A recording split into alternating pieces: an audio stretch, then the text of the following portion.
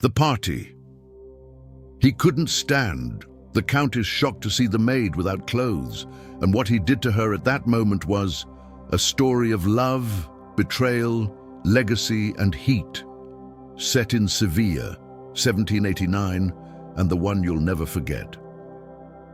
If you enjoy stories like this, don't forget to like, subscribe, and share the video. Also, tell us in the comments, where in the world are you watching from, and what time is it right now? Now dim the lights, maybe turn on a fan for that soft humming background, close your eyes, and let's begin this journey together. You glide past a row of flickering candles in golden sconces, the scent of citrus oil and melting wax catching faintly in your throat. Behind you, laughter tinkles like broken crystal. Beyond the towering marble columns, velvet and wine flow in equal measure. But none of that belongs to you. You're wearing shoes worth more than a farmer earns in a year. Your coat is stitched with silver thread. Your face, practiced flawless, gives no hint that you'd rather be anywhere else in the world. That's what it means to be Count Alonso de Villarreal.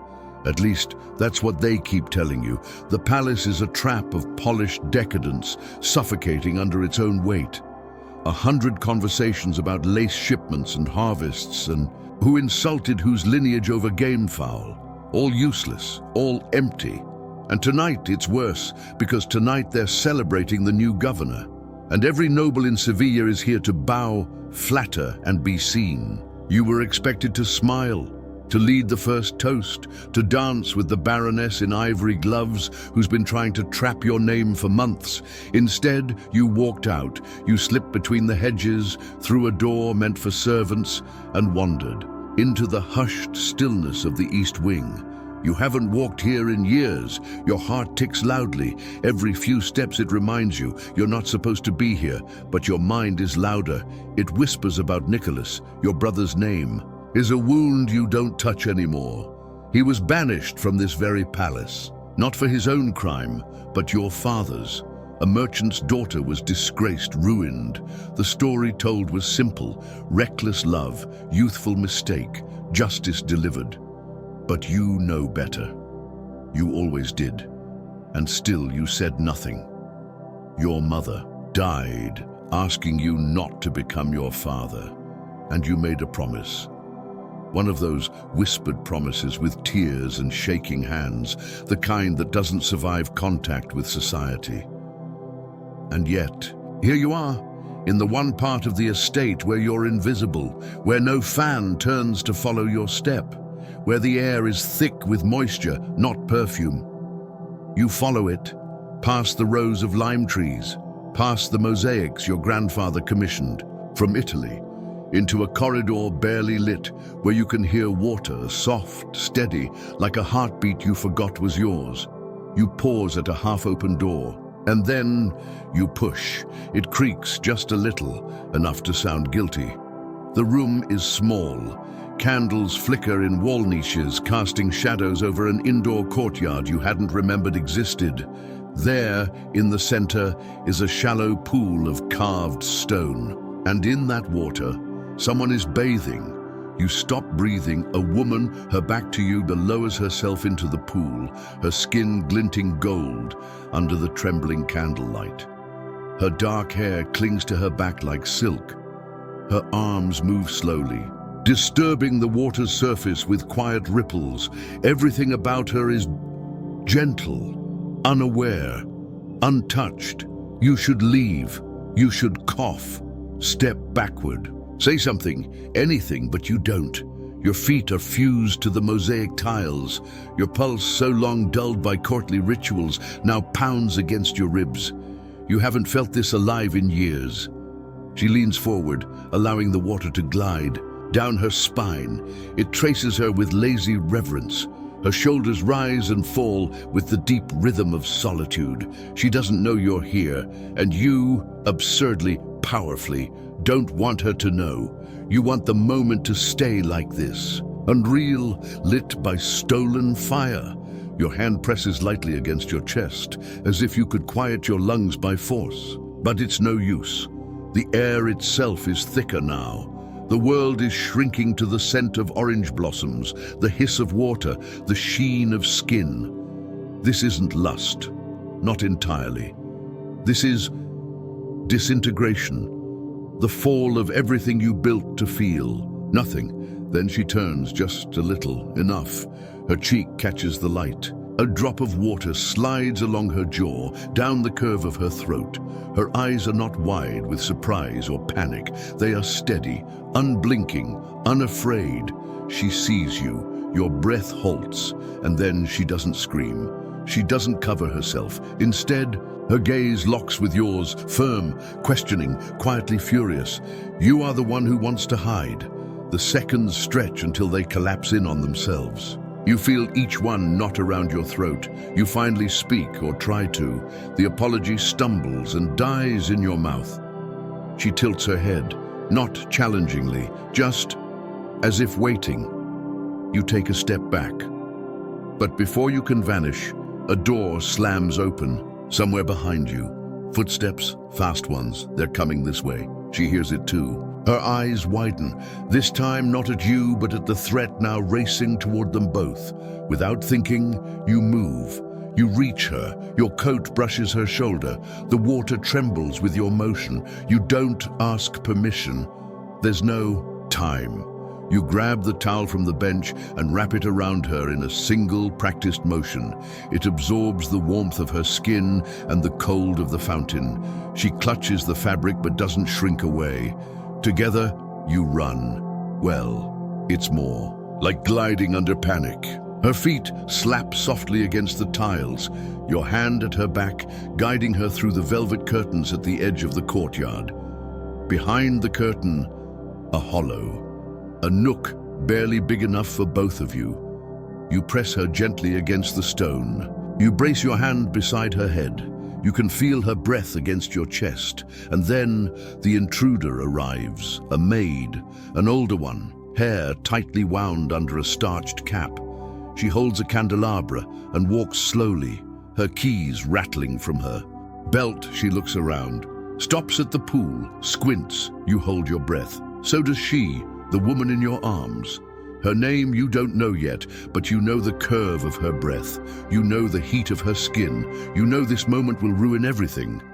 The older maid adjusts a candle, then turns, leaves. You don't move. Not even when the steps vanish, when you finally loosen your arms. She doesn't speak.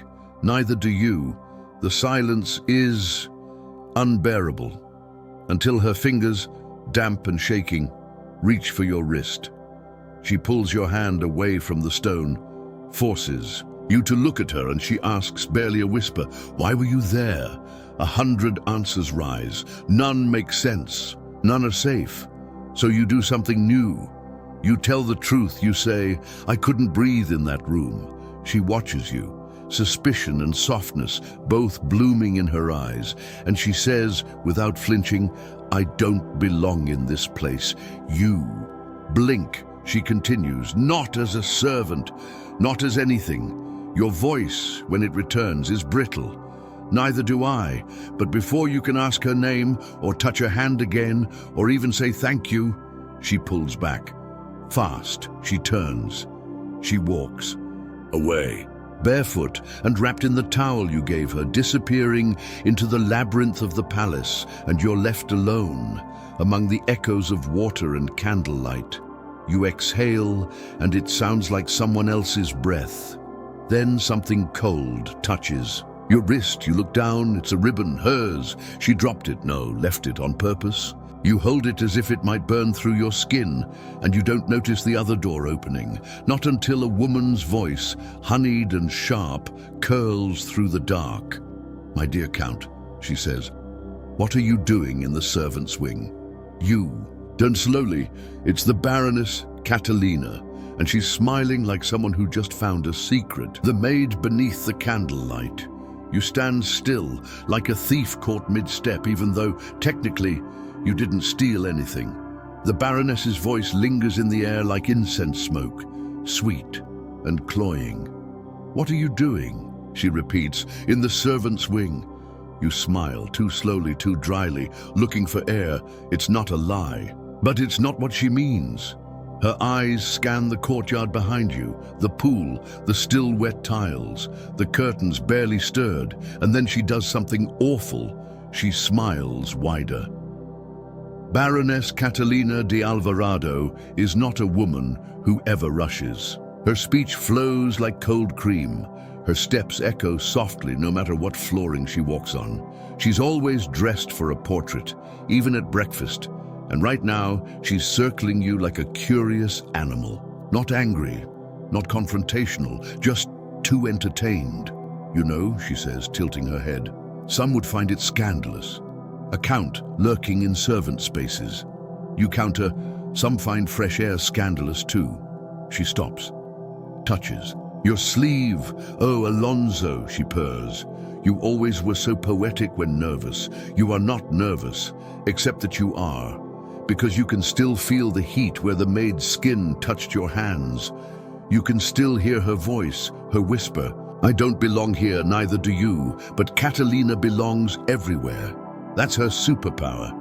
She adjusts a glove, glances once more over your shoulder, then brushes past with a gentle flick of her wrist. A silent command to follow her. You don't. You wait until her footsteps fade, until you're alone again in the courtyard that smells of orange blossoms and secrets, and then you look down at the ribbon in your hand. Still warm, still damp. You slip it into your coat. You're not sure why.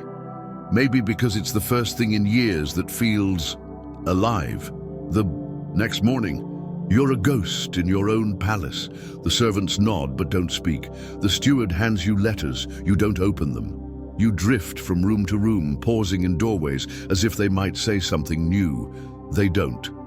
Every wall here remembers. Something you'd rather forget. Every corridor feels like a warning. Historians often romanticize palaces, calling them temples of elegance, stages of politics. What they don't tell you is how deeply haunted they can be. Not by spirits, by choices. You wander into the library. No one's there. Good. The ribbon's still in your pocket. You take it out. It's nothing fancy, just linen, probably cut from a hem, but it's frayed on one end and soft from washing. There's a tiny stitched I in one corner. You didn't see that last night. You run your thumb over it. I. It could mean anything, but you know what it means. And later that day, you see her, not planned, not arranged, just collision. You're turning a corner near the stables and almost walk straight into her. She gasps. You freeze. Her hair is pinned now, neatly, her dress plain, her sleeves rolled from work. But her eyes, they haven't changed. Still bright, still careful, still looking right into you. You open your mouth, she beats you to it. Do you always wander into forbidden places? You smile. Only when the company's good. She stares. You clear your throat. About last night, she raises a hand, not angrily, just firm. You shouldn't have seen that. You're quiet, and then she says, but I'm not ashamed.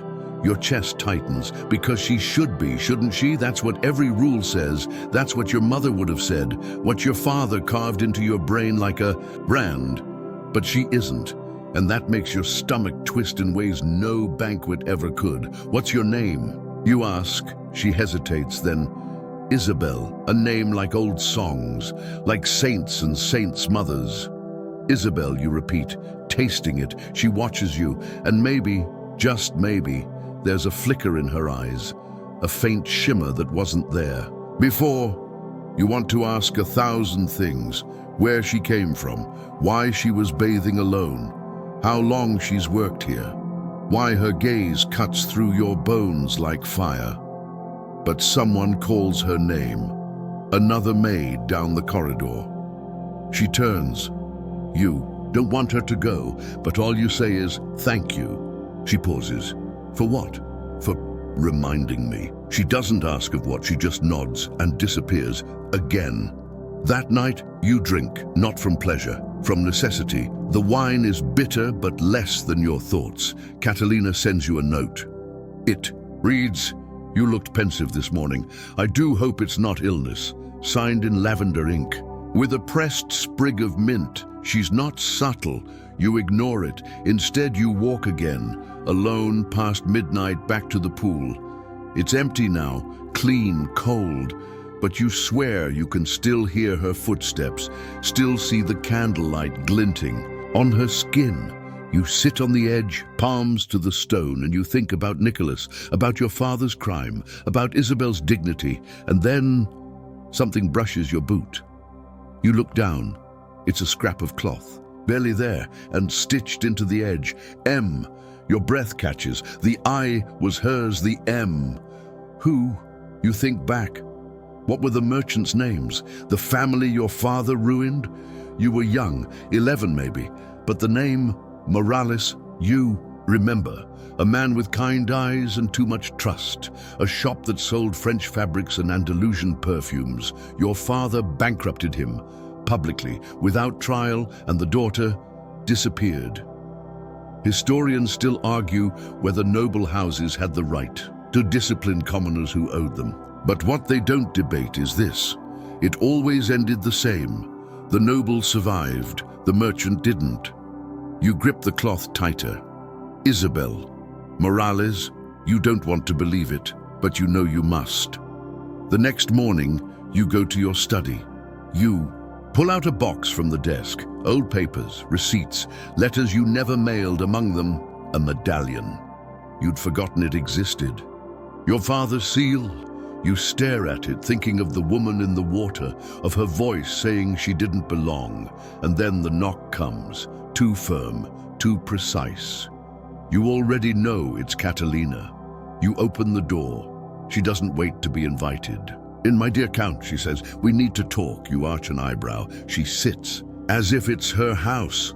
Then she pulls out a piece of paper and slides it toward you. You look down. It's delicate, elegant handwriting. Your name, her name, and the word engagement. Your mouth dries. "What is this?" Catalina smiles. "A draft for when we announce. I thought we could do it at the next governor's supper." You push it back. "I never agreed." "You never disagreed," she says. Her voice still smooth, but the smile's gone sharp. You stand. "This isn't a game." She stands too and whispers, "No, darling, it's a transaction." You flinch. Then you do the one thing no one does with Catalina. You walk out, leave the paper, leave the room, leave her frozen behind you. You don't sleep, you walk, you think, and eventually you end up near the kitchen wing. Not inside, just watching. Because she's there. Isabel, she's peeling oranges, her hands sure, her braid falling loose. You want to speak, but you don't. Instead, you go to the chapel. It's dusty. No one's prayed here since your mother. You sit, and for the first time in years, you try, not to pray, but to ask, what comes next? A breeze flickers the candle. Outside, somewhere, a storm brews, and inside you, something breaks. You go back to the courtyard pool that night. It's raining now. Just a drizzle, enough to make the stones slick. You're about to leave when you see it. A flower, a white one, azahar, still fresh, lying on the edge of the fountain. You pick it up, and under it, a small handkerchief. Initials, I'm you freeze, and as. You hold it. Thunder growls somewhere far away. You hear footsteps again, but this time not hers, someone else, someone heavier, and a whisper floats in behind them. "We know what you saw." A single raindrop slides down your temple. Another clings to your collar. You're not sure how long you've been standing by the fountain, staring at that tiny, monogrammed handkerchief as if it might speak. The initials are there. Not just one, both. I am Isabel Morales. It isn't even a guess anymore. The truth has settled itself in your palm. Light as fabric, heavy as shame. You tuck it into your coat. It feels wrong to leave it behind. It feels even worse to keep it. There's a weight to knowing, and it settles somewhere behind your ribs like a stone. You hear the voice again. "We know what you saw." Not a warning. Not a threat, just a statement, cold, neutral, but still terrifying. You spin around, the corridor is empty, only candlelight and damp stone and the lingering smell of rain on limestone. But the voice wasn't your imagination. You've lived in this palace long enough to know what silence sounds like. This was something else. You search the shadows, feel your breath tighten, then hear it again. Not words this time, just footsteps. Measured, calm, and getting closer. You step backward, your boots scraping slightly against the slick tiles. Every instinct tells you to run, but your pride holds you still. Whoever is coming, if they saw you, they already know. If they didn't, running makes you guilty. And you're tired of guilt.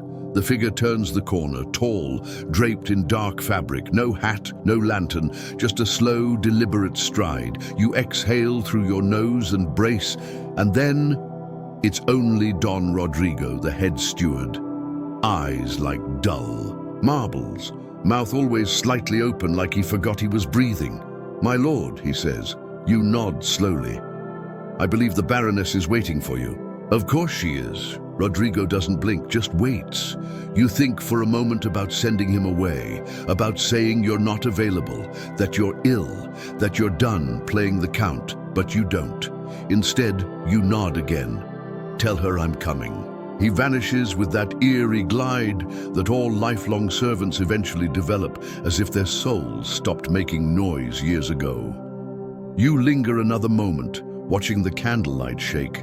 Then you go, because you know what Catalina wants.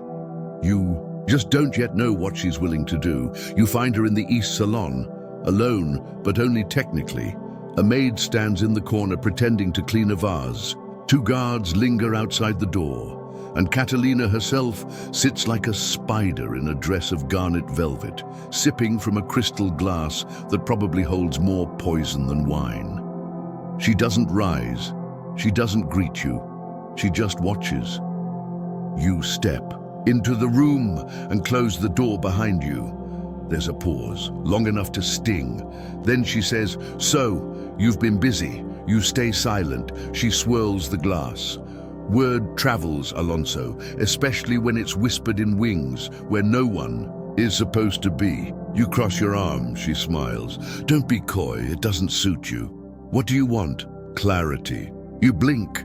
She leans forward, just enough for the candlelight to catch the silver threading in her bodice. "I've been patient," she says. "Tolerant. Even charming, wouldn't you agree?" You say nothing. "But now, my dear Count, it's time to choose, me or the disgrace." You raise a brow. Disgrace? Her smile dies. You think they won't talk?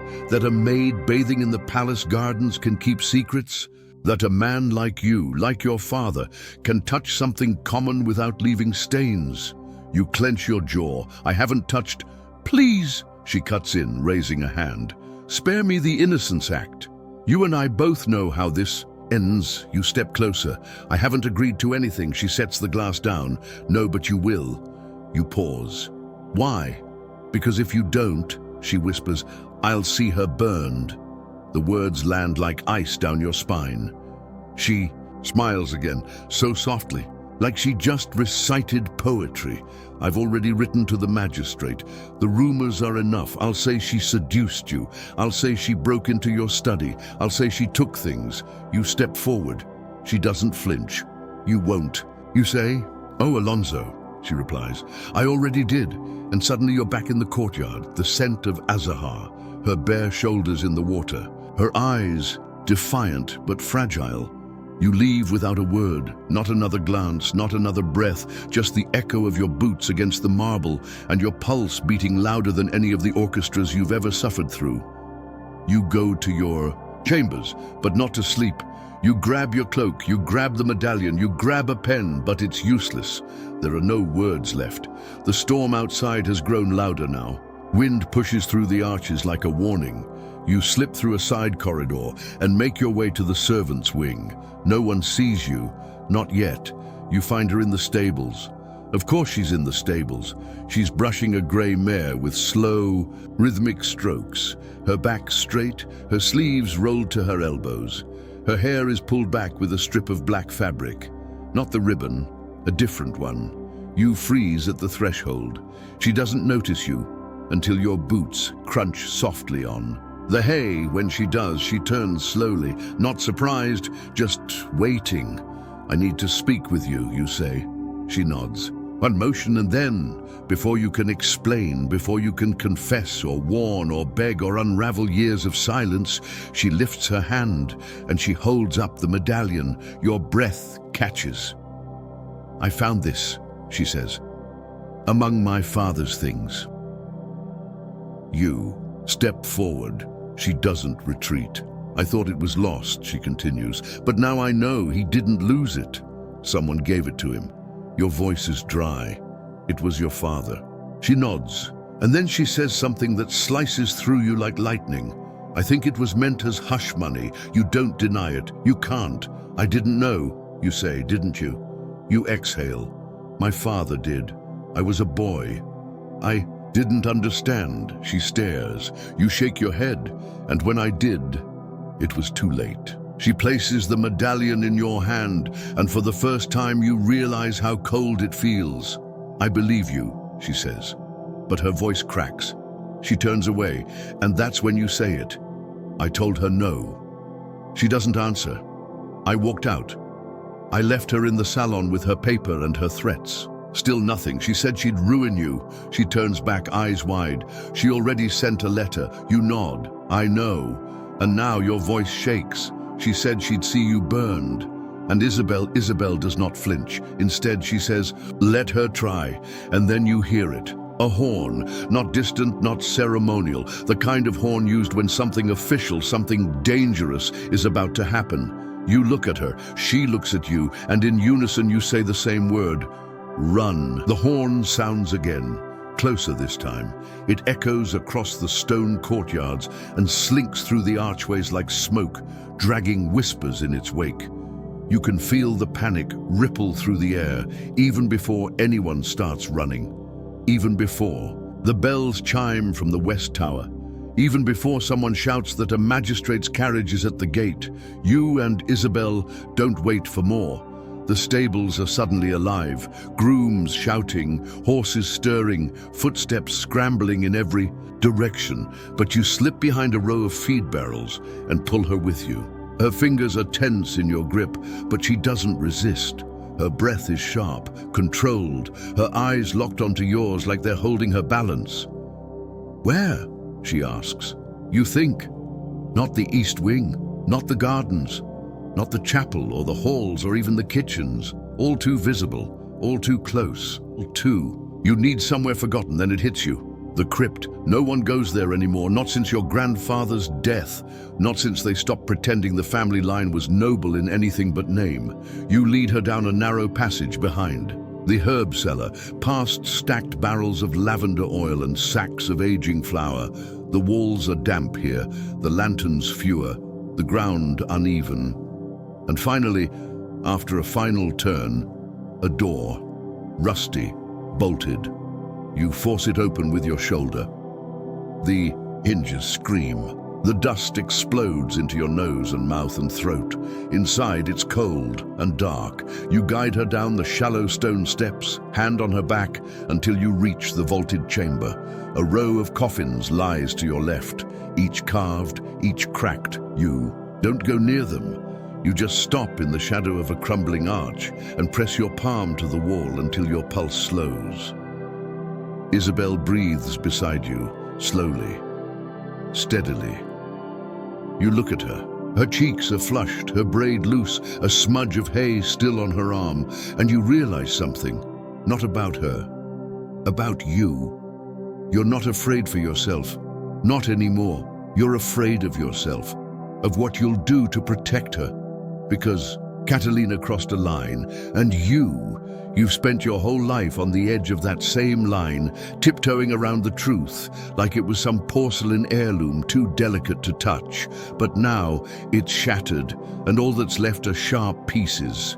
Isabel leans her head back against the wall and closes her eyes. Just for a moment, and for a moment you let yourself look, not at her body, not at her history, but at her bravery, at the way she never flinched when you told her the worst, at the way she said, let her try, like it was a sentence she'd already rehearsed. You whisper, I'm sorry. She opens her eyes. For what? For not stopping it sooner. She doesn't answer right away. Then she says, "You're stopping it now." You want to believe that's enough, but you know it isn't. Up above, boots echo on stone. A door slams. A man shouts. They're searching and they're close. You check the corridor. It splits ahead, one way toward the wine vaults, the other toward the east tower. You make a decision. I'm going to find her. Isabel's brow tightens. Catalina, you nod. She sent the letter, but she doesn't know it won't work. She has power. She has influence, not truth. And truth matters, you pause, then say, "It will." She watches you, then reaches into her apron pocket and pulls out something small, square, folded. "I didn't know when to give this to you," she says. "You take it." It's a note, torn at the corner, scrawled in a hurried hand. One line. "They know more than you think. Run." No signature. You look up. Isabel says, "I found it under my door." Your blood chills. This isn't just Catalina anymore. You press the note into your coat, then take a long breath. "If I'm not back by sunrise," she stops you with a hand to your chest. "No, don't say it." You nod.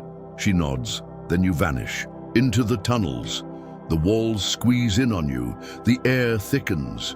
But you know this path. You grew up here, played here, hid here, and you know exactly how to reach the east wing without being seen. The last door opens into the gallery. It's empty, but candles are lit. That means Catalina is still awake. You follow the smell of rosewater and burnt clove until you find her sitting at her writing desk, surrounded by half-sealed envelopes and 2 empty goblets.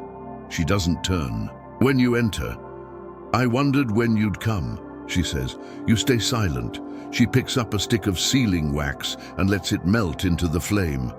The drip is lazy, controlled. "I received a very interesting letter today," she continues. Anonymous, predictable. You step closer. She glances over her shoulder. Her eyes flash. "You thought I wouldn't be prepared." You say, "I'm not here to negotiate." "Then you're wasting time." "No, I'm here to expose you." She stands, slowly, smiling. "To whom?" she asks. "Your friends in court? The men who still toast your father's name at their hunting dinners? You think anyone cares what I did to a maid? She's not just a maid. Then what is she?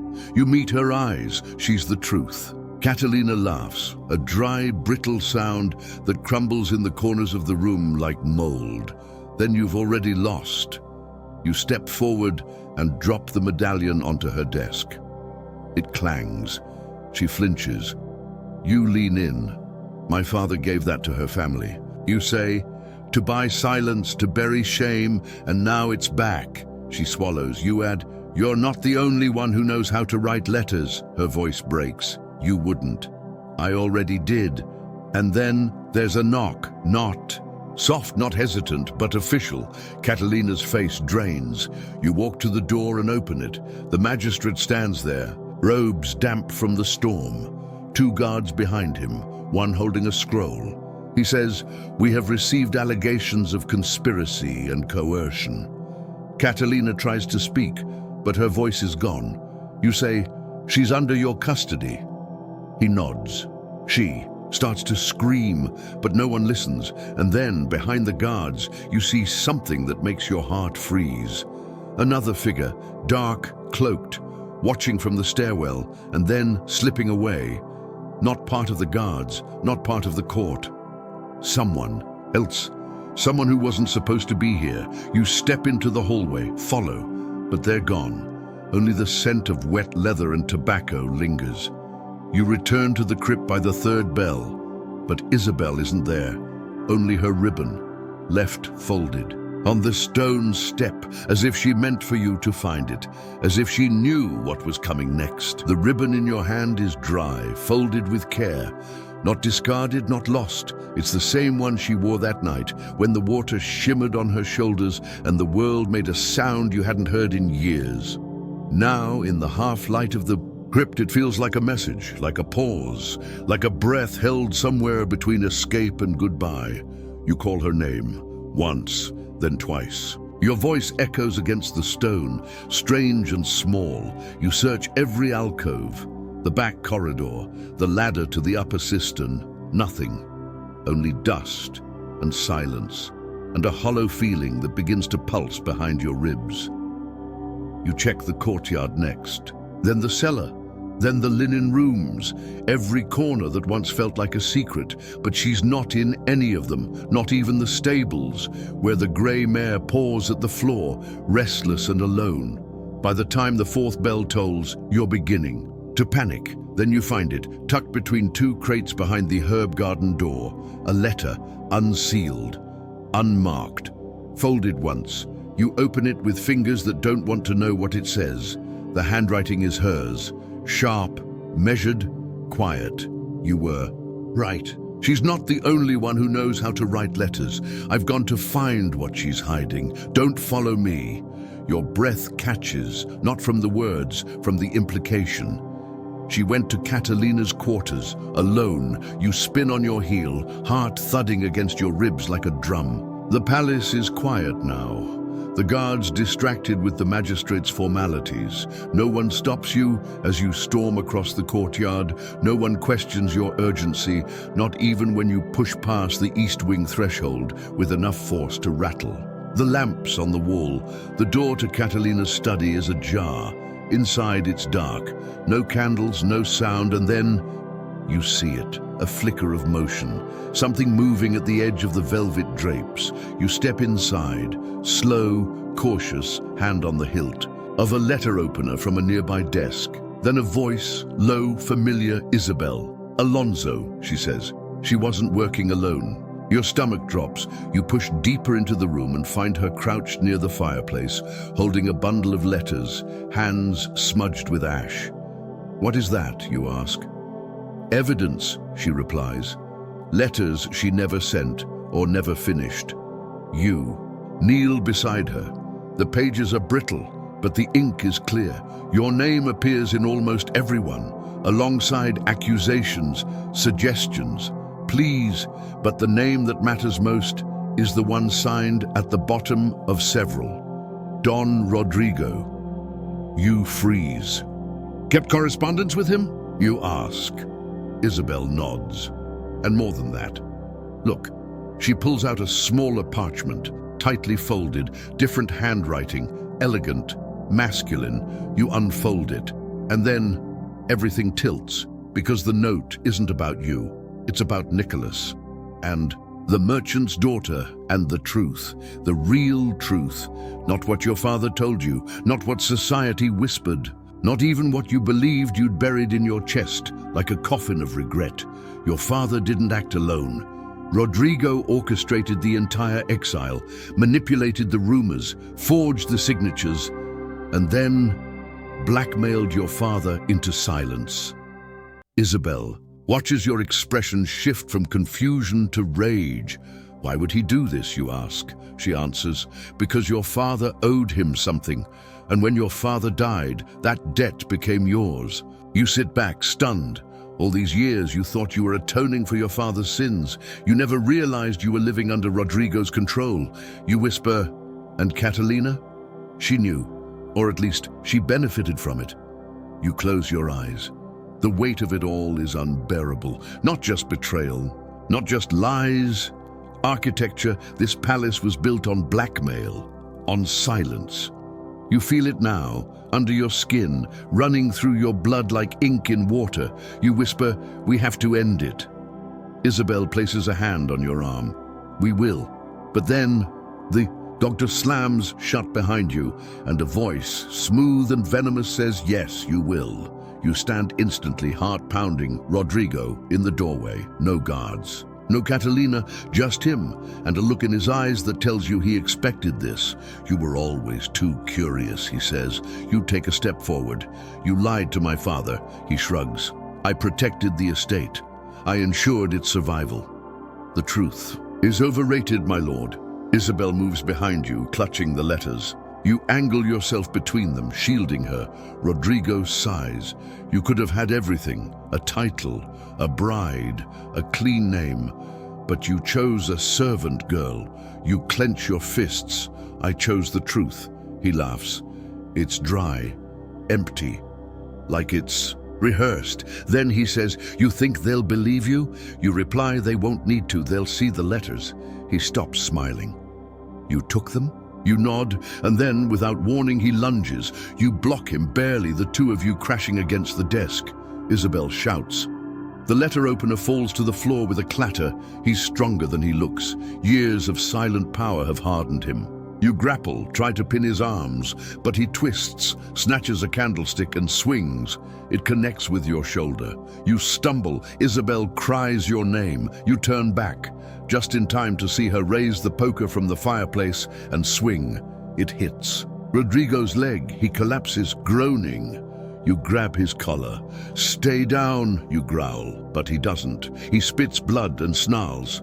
If I fall, I won't fall alone. Then he reaches into his coat and throws something at you. It's a small vial, glass. You catch it. Inside, powder, ash. You look at Isabel. Her face pales. I think it's the merchant's ledgers, she whispers. You look again. There's a faint seal on the cork, faded, the Morales family crest. You whisper, he burned them. She nods. Everything. Rodrigo coughs a laugh. You have your letters, but no proof of the theft, no trace of the deals, just hearsay and vengeance. You step back, but Isabel doesn't. She looks at the vial, then at Rodrigo, and says, then I'll be the proof. He frowns. She continues, I remember. I was a child, but I remember every box they took, every threat they made, every paper they destroyed. I watched it from under a table while my father begged. You look at her, she's trembling, but she's steady. Rodrigo goes quiet, then says, memory isn't evidence. You say no, but testimony is. He knows it's over, and for the first time, you see fear in his eyes. He crawls toward the window, but guards arrive. Catalina's guards, but led now by the magistrate. He sees Rodrigo, sees the scene, and says, arrest him. The guards obey. Rodrigo doesn't fight, just spits once at your boots. Then they drag him away. You and Isabel stand in the wreckage of the study. Ash, broken glass, the scent of old betrayal rising from the fireplace. You don't speak, not yet. The magistrate looks at you, then at Isabel, then at the letters. He nods. No words, just understanding.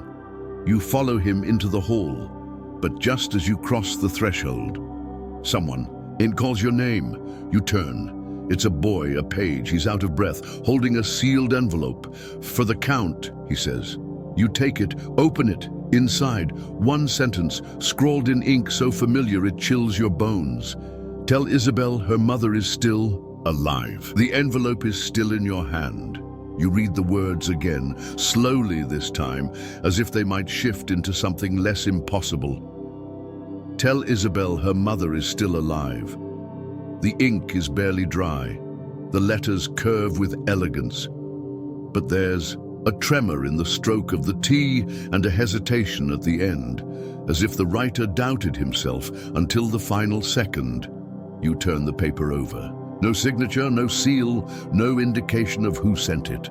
Isabel waits across the hall, speaking with the magistrate, her expression calm but her hands twitching. She keeps looking back at you. You realize then that she sees something in your face. She knows, not what, but enough. When she crosses the corridor and stops before you, her eyes search yours, not gently. What happened? She asks. You hesitate. There's no good way to say it. You hand her the note instead. She reads. Once. Twice. Then, she sits right there on the cold stone floor, without ceremony or dignity, as if the world pulled her knees out from under her. You kneel beside her. She died, she whispers.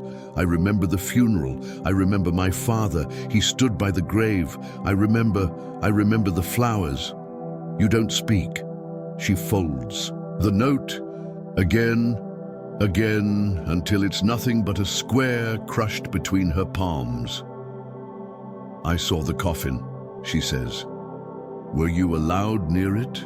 She blinks. No, I was 7. They told me not to touch. You ask, who told you? She doesn't answer. You already know. Rodrigo, Catalina, your father. Pick any name. Pick all of them. They curated her memory like they curated your guilt. Carefully, quietly, thoroughly. And now there's a crack, just wide enough to let in the light. You rise, offer your hand. She doesn't take it at first, but after a breath she reaches up and you lift her gently. Her shoulders shake, but her chin stays. Hi, we have to find her, she says. You nod. Where do we begin? The magistrate answers before either of you can ask. He emerges from Catalina's former chamber, gloves off, scroll in hand. I might have a place to start, he says. You both turn. He opens the scroll. Inside, an inventory list. Boring on the surface, linens, candles, rice, salt. But then a name, Convento de Santa Lucia. Beside it, monthly payment, handwritten. No official signature, just the word Silentia. Isabel breathes. That's a cloister. The magistrate nods. Very old, very private. No one enters without permission, and no one leaves unless they're taken out. You ask, where is it? South, near the riverbank, beyond the old. Orchard Fields. You remember it vaguely, a place spoken of in passing, where the city's sins were buried under veils and whispered prayers. You say, let's go. Isabel doesn't flinch. She's already walking. The sun rises as you ride. 2 horses, 1 carriage, 4 guards. The road is wet from last night's storm. The sky heavy with the weight of everything unspoken. The wind brings the scent of jasmine and wood smoke, and the first stretch of heat that tells you spring is slipping toward summer. Isabel sits beside you, silent, her hands folded, her gaze locked on the horizon, as if willing it to bring her mother back with every heartbeat. You want to say something, anything, but nothing would be enough. Not yet. The convent appears just before noon. It's small, walled, ivy-covered. A bell tower leans slightly eastward, like it's listening to the fields below. There's a single gate, wooden, iron-bound. A nun opens it, old, thin, eyes sharp as needles. We're looking for someone, you say. She doesn't move. The magistrate steps forward, shows her the scroll. She studies it, then nods. Follow me. The walls inside are grey. The kind of grey that absorbs memory. The floor is stone, clean, cold. The air smells of candle wax and dried herbs and silence. She leads you down a corridor, past doors, past whispers, past a small chapel where 3 women kneel in prayer, their veils trembling in the draught. Then she stops, opens a door. Inside, a room, small, a bed, a window, a table, a woman. She sits at the table, her back to the door, weaving something between her fingers. Thread, maybe, or beads. The nun says, Isabel. The woman looks up, and time folds. Isabel steps forward, stops. The woman rises slowly. She's older. Her hair is silver, her face marked by time and silence. But the eyes, the same. Isabel's knees buckle. She doesn't fall. She walks. They meet in the center of the room. No words, just arms, wrapped tightly. Painfully, like if either lets go, the other might vanish again. You turn away. The magistrate does, too. Some moments aren't meant for witnesses. Later, as the sun lowers, they sit together, mother and daughter, speaking in hushed tones. You wait outside, pacing until Isabel emerges. Her face is wet, but her eyes are steady. She didn't die, she says. She was taken. You sit, she continues. After my father lost everything, Catalina came, said, there was a debt, a dishonor, that I could be forgiven, but only if my mother disappeared. They faked her death, paid the convent, threatened her to stay silent. She never even knew if I was alive. You feel something in your chest collapse. You whisper, I'm sorry. She shakes her head. No, not now. Then she reaches into her pocket, pulls out the letter, the one from Catalina's study, signed by Rodrigo. It reads, The girl is our leverage. The woman is the lock. As long as both stay silent, the door remains closed. Isabel folds it again. Not with anger, with purpose. Then she says, "The door's open now." You ask, "Will she come with us?" She's afraid. For Catalina. For the world. You understand, after so many years in silence, even truth is noise. You take Isabel's hand. We'll give her time. She nods, and for the first time, smiles. It's small but real. You return to the palace by moonlight. Rodrigo is gone, escorted to Madrid for formal trial. Catalina remains under arrest, confined to her quarters until the court decides her fate. You pass her door. She doesn't call out, but the silence behind the wood feels loud. You and Isabel walk past without pausing. In the library, you find an old book, your father's. Inside, a pressed flower, faded azahar. You close the book. Look at her. Say, "We write our own chapter now." She whispers, "Then let's make it honest." And you do. But as dawn breaks over Seville and the city begins to breathe again, a rider enters the gates. He's tired, dust-covered, and clutching another letter, he hands it to the steward who brings it straight to you. You read the seal. Not Catalina, not Rodrigo, a name you haven't seen in years. Nicholas, your brother. And the letter reads, "I heard what you did. Meet me at the place we buried the locket. You owe me the rest of the truth." The letter is brief, but it burns. You read it again, even though the words haven't changed. "I heard what you did. Meet me at the place we buried the locket. You owe me the rest of the truth."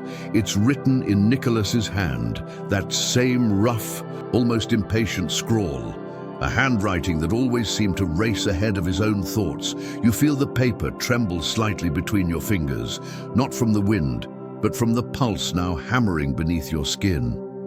You haven't heard from him in over 10 years. Not a word, not a rumor, only the ghost of his name floating through court corridors or dropped in whispers too low to confront. They said he vanished, that he went north, that he died, that he lived in exile under another name. But no one ever really knew. Now, not only is he alive, he's watching. You fold the letter and tuck it into your coat, the place you buried the locket. You remember it like it was yesterday, the olive grove behind the old chapel, where the soil turned dark with rain and promises were whispered between stones. You were barely 15. He was 17. That was the year everything fell apart. The next morning, you ride alone, not by choice, but by instinct. Some meetings aren't meant to be shared, not even with Isabel. She understands, though. When you tell her you'll be gone a few hours, she doesn't ask where, just watches you with that quiet intensity, like she's learning your silences as well as your words. The grove is still there. The trees are taller now, their branches curling like fingers over the path. The chapel, long abandoned, leans slightly against the hillside, its roof missing half. Its tiles, its bell long since silenced. And in the clearing near the back, where wild thyme grows between cracked stone slabs, you see him. He stands with his back to you, arms crossed, coat dusty. When he hears your steps, he turns, and for a second, you forget how to breathe. Nicholas, older, thinner, the same eyes. But harder now, less forgiving. He doesn't smile, neither do you. He nods once, sharp. "Alonso," you nod back. "Nicolas." The air hangs between you, heavy and expectant. A wind passes through the grove, stirring the leaves into quiet applause. As if the earth itself remembers the boys you once were. He breaks the silence first. "You look like him." You flinch, he smirks. Not a compliment. I didn't take it as one. He walks past you, motions toward the stones near the edge of the grove. "Sit." You do, not because he tells you to, but because the weight in your knees demands it. He joins you but doesn't face you. You sit in parallel, like strangers, pretending not to know they were once brothers. After a long pause, he says, "I thought I'd never hear your name again, and then I got word that Catalina was under arrest. that Rodrigo was being taken to Madrid, that the Count had broken the chain. You say nothing. He turns slightly. Why now? You look at the earth, at your boots, at your own hands, then say, because I couldn't pretend anymore. Nicholas scoffs. You managed to pretend for quite a while. You nod. I did. Why? You want to explain. You want to talk about guilt and fear and the suffocating weight of a family name. You want to talk about how your mother died, begging you not to become your father. How you stood frozen while Rodrigo wove lies around both of you. How you spent years trying to feel nothing so you wouldn't break. But you say only this. Because I was a coward. He looks at you now, really looks, and for a moment the hardness flickers. Do you remember the locket? He asks. You nod. It had her name inside, you say. He raises a brow. You remember that? Of course I do. Then, tell me this, he says. Did he kill her? Your breath catches. No, you say. But he might as well have. You tell him everything. About Rodrigo, about the blackmail, about the sealed letters, about Isabel, about the night by the pool and the storm and the confrontation, about the convent and the truth and the reunion that shattered a silence over a decade. Long. When you finish, Nicholas is quiet for a long time. Then he says, she's brave. She is. She's your proof. She's more than that. He exhales, a long, tired sound. She's the reason you finally opened your eyes. You don't deny it. He asks, what happens next? You look at the sky. Clouds are gathering. The court will decide Catalina's fate. Rodrigo will face charges in Madrid. And you pause, then answer, I'll make sure the truth doesn't get buried again. He watches you, then nods. I want to see her. You blink. Isabel? He shakes his head. Our mother. You freeze. She's still in the chapel. He nods. She never left. Not really. You rise. He leads you around the grove to the rear wall, where wild roses climb the crumbling bricks. Behind them, a door. He pushes it open and you step inside. Dust, shadows, silence. And then in the dim light, an altar. Simple, unadorned, a small photo. Your mother. You feel your knees weaken. She looks younger in the image than you remember. Happier. Beside. The photo? A ribbon, one of hers. Nicholas lights a candle. You do the same. No words are exchanged. None are needed. When you return to the palace, Isabel is waiting. Her mother stands beside her. You slow your steps. Nicholas follows behind you, and when Isabel sees him, something in her freezes. Then she steps forward, not cautiously but steadily. Nicholas stops, then says, you have his eyes. Isabel lifts her chin, and you have his guilt. Nicholas nods. Fair. She steps closer, then offers her hand. He takes it. Shakes not warmly, but with respect, and for the first time in years, there's no ghost between you. That night, the palace holds its breath. The court gathers. The magistrate presents the letters, the evidence, the testimony. You speak. So does Isabel. So does Nicholas. And when it's over, the chamber goes silent. Then, from the shadows, someone steps forward. A woman, older. You don't know her, but she carries something wrapped in silk. She hands it to the magistrate. He unwraps it.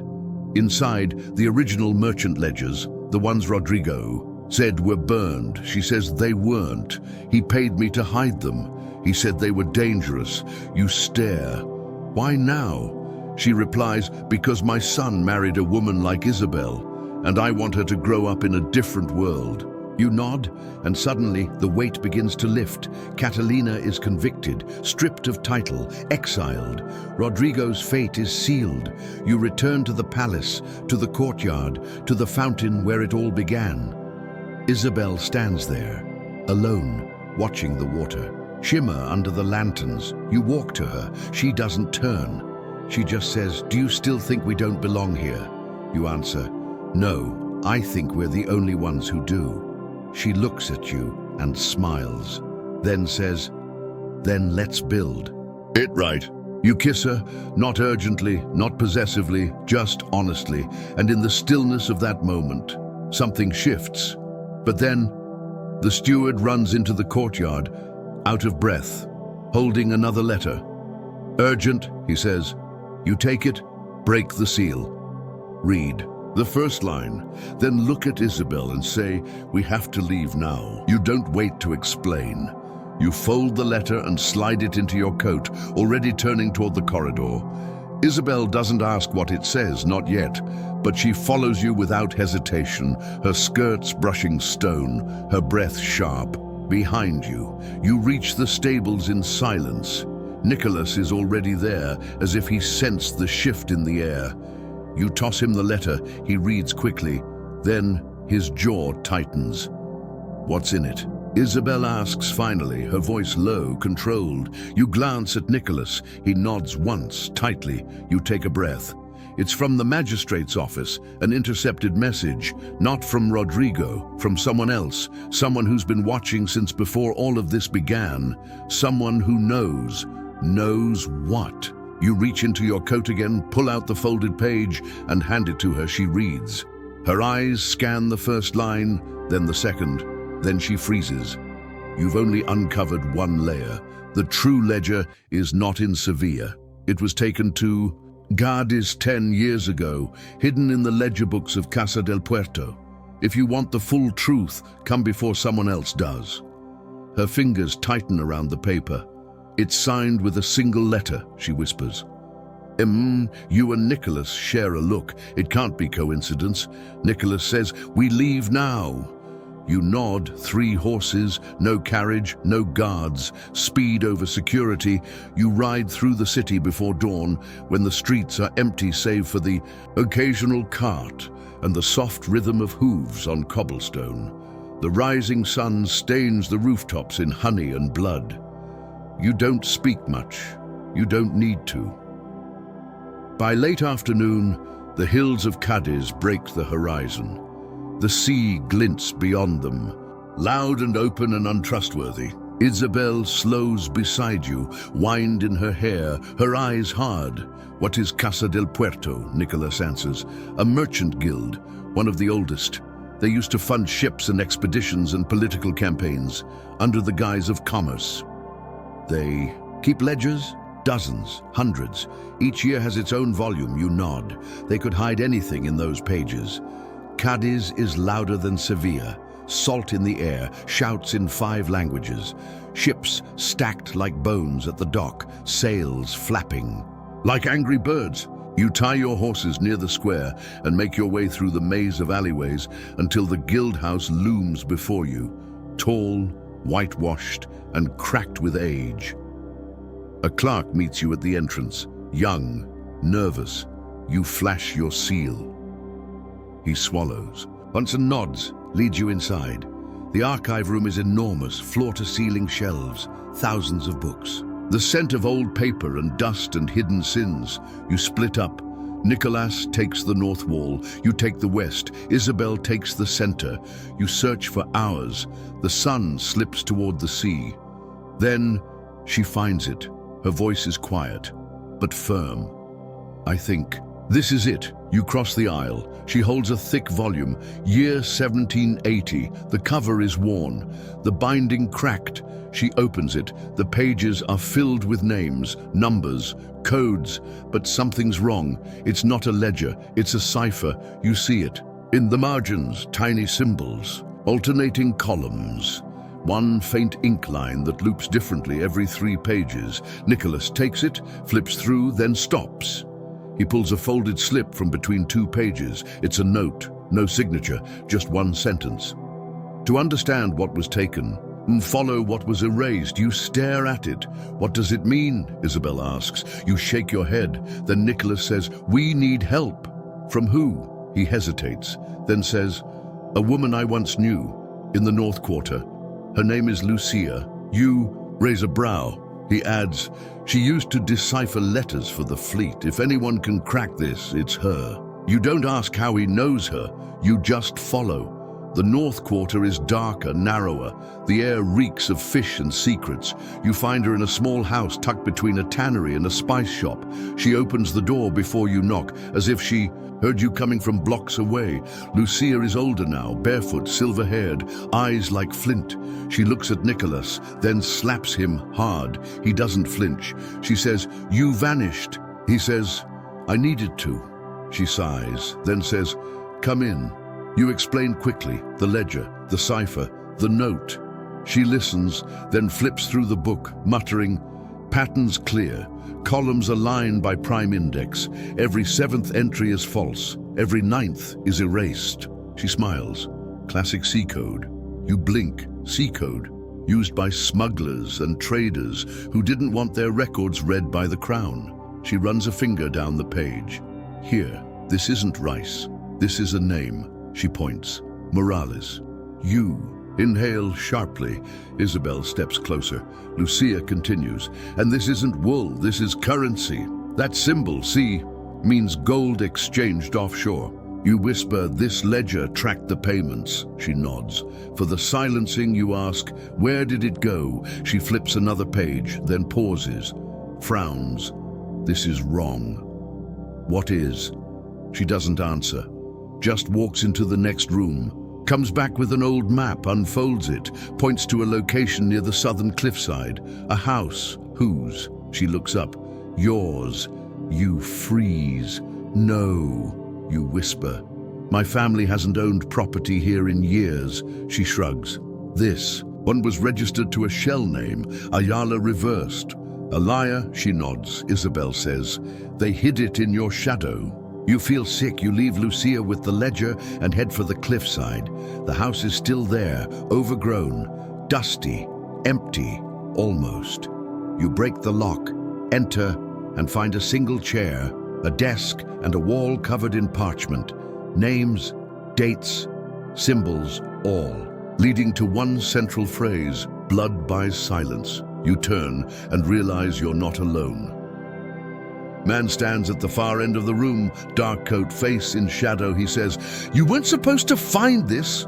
You reach for your weapon, but he raises a hand. "No violence, not yet." You ask, "Who are you?" He steps into the light.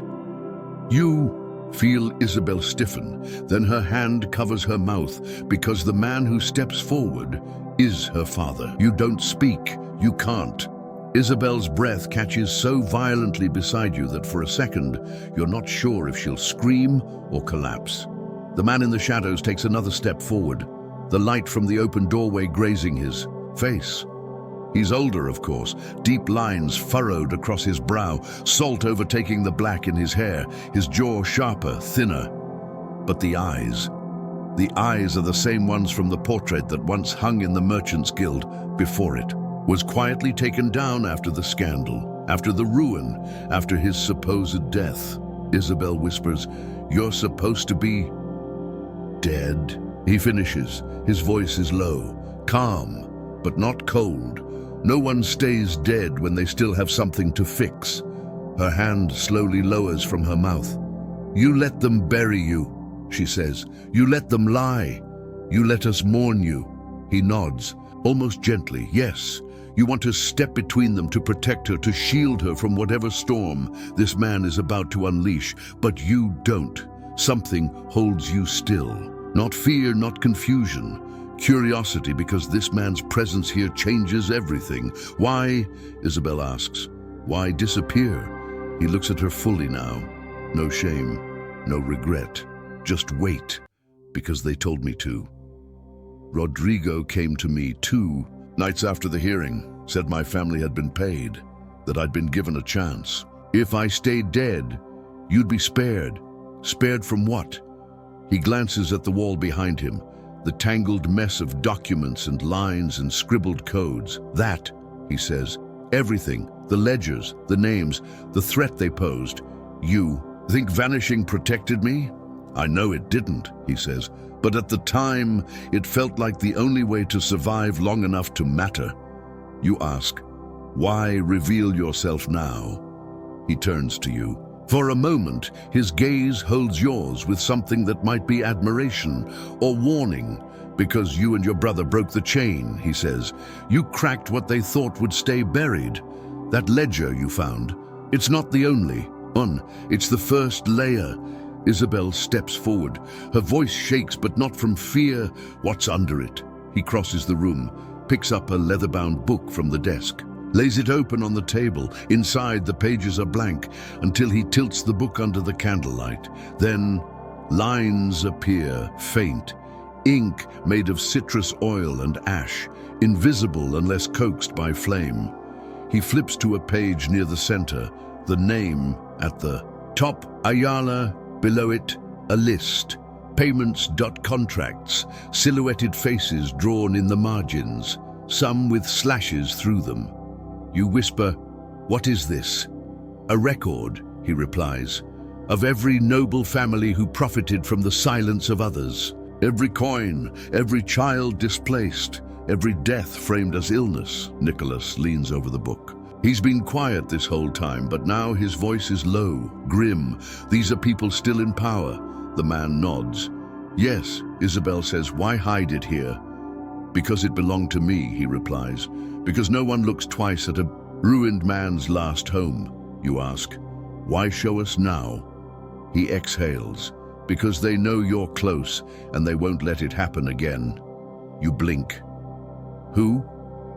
He walks to the window, pulls aside the curtain, points toward the cliffs. 3 riders, dark coats, fast. "Mercenaries," he says, "used by the guild for quiet work." Isabel's voice hardens. "They're coming here." You nod. "We don't have time." Nicholas grabs the ledger. You pull Isabel toward the door. Her father hesitates. You look back. "Come," you say, but he shakes his head. "They know my face. I'll lead them away. You'll have the window." Isabel steps forward. "No, I have to," he says. "You need to get that book to Madrid. The court must see it."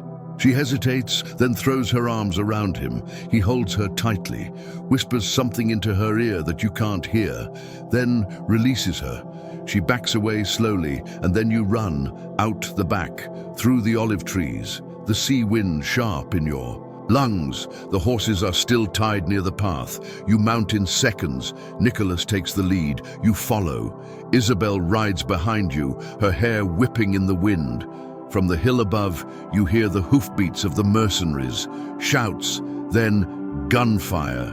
You don't look back. You ride through the southern trail, past the dry riverbed, into the woods beyond the vineyard.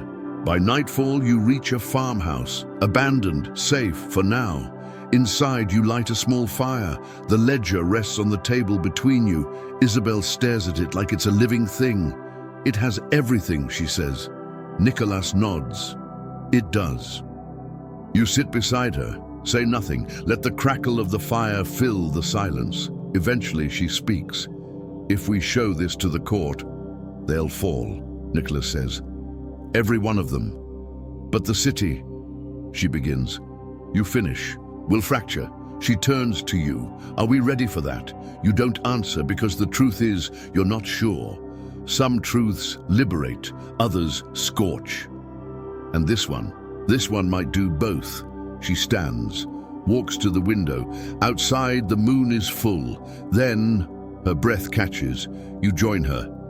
In the distance, across the field, a lantern, swinging. Then 2, then 4. Nicholas sees them too. They followed us. You grab the ledger. "We need to move." But Isabel doesn't. She stays frozen at the window. You turn back. "What is it?" She points, then whispers, "That's not a mercenary." You follow her gaze. One of the men approaching wears a long coat. Familiar, too. Familiar.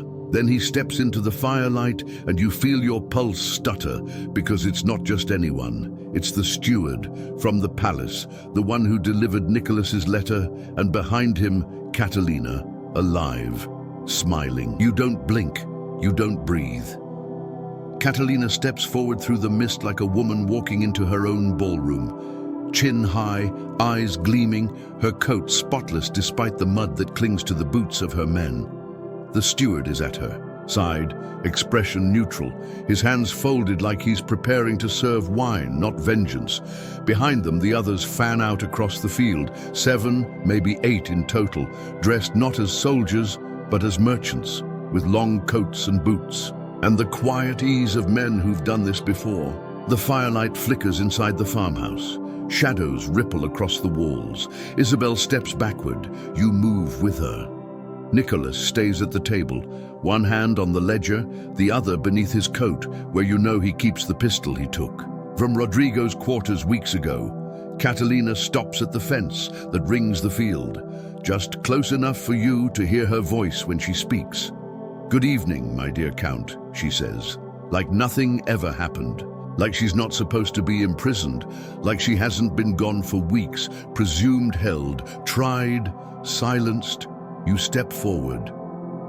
"Shouldn't you be in custody?" She laughs softly. "Oh, I was. For exactly 6 days. Then someone remembered that my name still carries weight." She glances at Isabel. "And your name, I'm afraid, still doesn't. The words sting, but Isabel doesn't flinch." "What do you want?" you ask. Catalina shrugs. "Closure." She steps over the fence, boots crunching softly in the grass. The others stay where they are. The steward follows her silently. You hold up a hand. "That's close enough." She stops, tilts her head. "So dramatic." "You're trespassing." "Please," she says, as if anyone in Cadiz would dare challenge me here. You say nothing. She continues, voice smooth. "I know what you found. The ledger, the map, the cipher. It's cute." "Cute," Nicholas echoes flatly. "Yes," Catalina replies. Like a child thinking he's clever for finding the monster in the closet, not realizing it was waiting for him to open the door. She takes another step. You raise your voice. Stop, but she does not. "I offered you a way out," she says. "Marriage, power, a legacy." "You offered a lie," you say. She smiles. "There's no difference." You glance at Nicholas. He nods once, then stands slowly. "I think it's time you leave," he says. Catalina turns to him. "You were always the loud one." "And you were always the coward," he replies. The smile on her face twitches. Just slightly. She says, "Hand it over." "The ledger?" Nicholas asks. "No," she replies. "The fire you built with it." He doesn't move. She continues softly now. "Burn it. Walk away. No one will know. The truth doesn't matter if no one lives long enough to read it. You step forward. You won't stop this." She meets your eyes, then gestures. The men behind her draw weapons. Isabel gasps. You grab her wrist. Catalina raises a hand. They don't fire. Not yet. Just a warning. A wall. "I want the book," she says. "And if we refuse?" Nicholas asks. Her smile returns. "You won't." She motions. The steward steps forward, pulls a small object from his coat, tosses it onto the dirt between you. A ring. Familiar. "Your father's Isabel sees it too. You killed him," she says. Catalina shrugs. "Don Rodrigo was old, tired, ready to rest. You silenced him." "I did what he asked." "You ended him." Catalina blinks, then says, "I freed him." You reach for the ledger, but Nicholas shakes his head. He turns to you. "We can't let her have it." "I know." "Then we burn it." You hesitate, all those names, all those records. But he's right. In her hands, it's a weapon. In yours, a target. You whisper, "We copy it." Nicholas nods. You toss the ledger to the floor. Catalina lunges, but too late. Nicholas draws the pistol, fires not at her. At the lantern, flames explode across the floor. The ledger catches. Catalina screams. Her men charge. You grab Isabel's hand and run. Out the back, through the trees. Behind you, the house blazes. Gunshots crack the air. Nicholas doesn't follow. You turn back. He's still there, firing, holding the line. You shout his name. He doesn't answer. Then he vanishes in the smoke. Isabel pulls you forward. You run for what feels like forever. When you finally stop, it's morning. The fields are golden. Your lungs ache, but you're alive. She collapses beside you. Neither of you speaks. Then she says, "Do you think he made it?" You don't answer. You can't. Instead, you pull the notebook from your coat, the one you copied, with the names, the codes, the truth. Isabel sees it. Her eyes fill with tears. You saved it. I saved us. You open to the last page. It's blank. She takes your hand, writes a name, Isabel Morales, then another, Alonso de Ayala. Then slowly, carefully, she adds, the end of silence begins here. You smile. Then a rustle. From the trees, a figure. You reach for your weapon. Isabel stands, then gasps. It's Nicholas, covered in soot, wounded, but alive. He grins. Miss me? You rush to him. He groans, but laughs. We've got work to do, he says. You nod, and behind you the sun rises.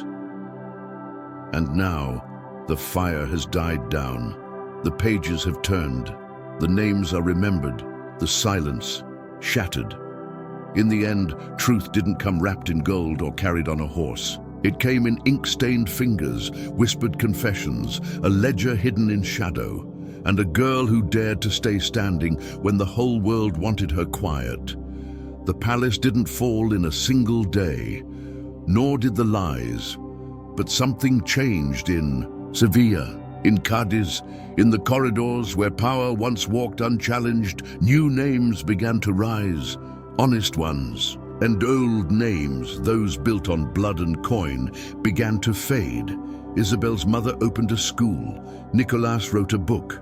You never took the title of Count again, not because you were ashamed, but because you knew some legacies are better rewritten. From the ground up, you walked beside Isabel in markets, through fields, down the center of ballrooms, hand in hand, heads high.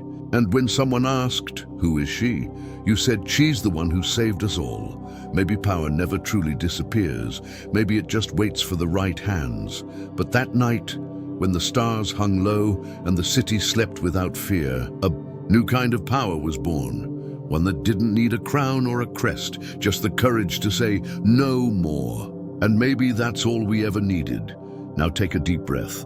Let the weight of the story settle. Let your heart beat slow. You've walked through fire and memory and found yourself whole on the other side. If this journey moved you, share it. Subscribe for more stories that echo beyond the final word. Leave a comment with your favorite moment. And if you felt something, anything at all, save this video. Watch it again when you need to remember. Truth always finds its voice. We'll be here waiting, eyes open, story ready.